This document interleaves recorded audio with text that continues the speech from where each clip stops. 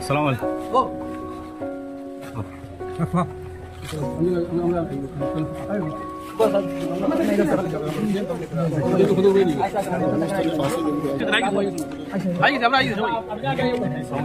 স্কুলের সামনে আছি স্কুলের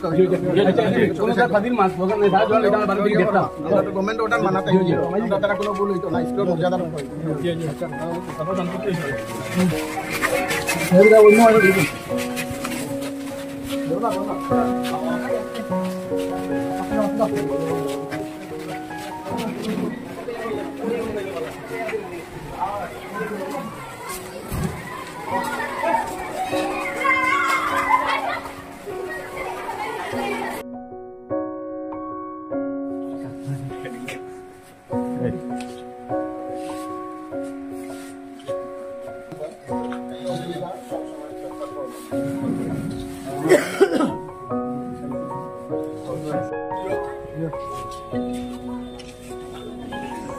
সাতাইশ আগস্ট 2025 সাল বাঙ্গা হায়ার সেকেন্ডারি স্কুলের প্রিন্সিপাল আসারুদ্দিন স্যার মহাশয় গুয়াহাটি হাইকোর্টের নির্দেশ মতে আবার স্বপদে বহাল হয়েছেন এবং গত 2023 সালের 18 মে তারিখে একটি ঘটনার পরিপ্রেক্ষিতে তিনি নির্বাচিত হয়েছিলেন এবং আজকে উনি স্বপদে বহাল হয়েছেন। এই ওনার কাছ থেকে দুটো কথা শুনতে চাই।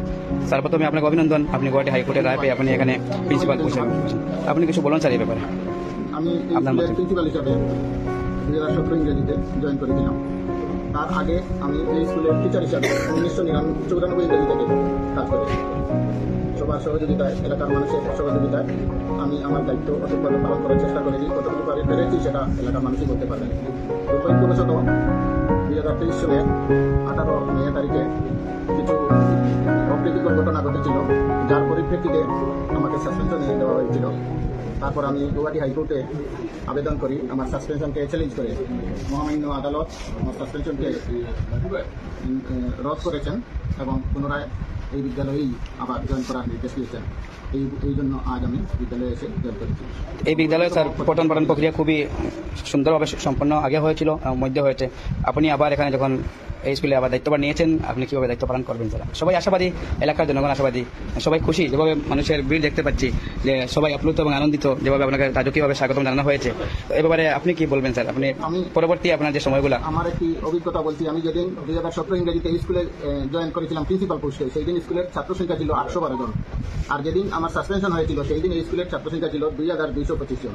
জানি না এখন কতজন ছাত্রছাত্রী আছে, আশা করি যদি কম হয় তবে সেটা আমি চেষ্টা করব এলাকার শিক্ষার উন্নতি করতে, এবং ছাত্র সংখ্যা যদি কম হয়ে যায় তাহলে আবার বৃদ্ধি করতে এবং কোয়ালিটি এডুকেশন দেওয়ার জন্য আমি সহযোগিতা টিচারদের নিয়ে, টিচারদের সহযোগিতায় আমি চেষ্টা করবো সর্বাবস্থায় স্কুলে, এবং তথা মান উন্নতি করে এই এলাকার মান যাতে স্কুলের মাধ্যমে উন্নতি হয় তার জন্য আমি আপনার চেষ্টা করবো। অশেষ ধন্যবাদ স্যার আপনাকে।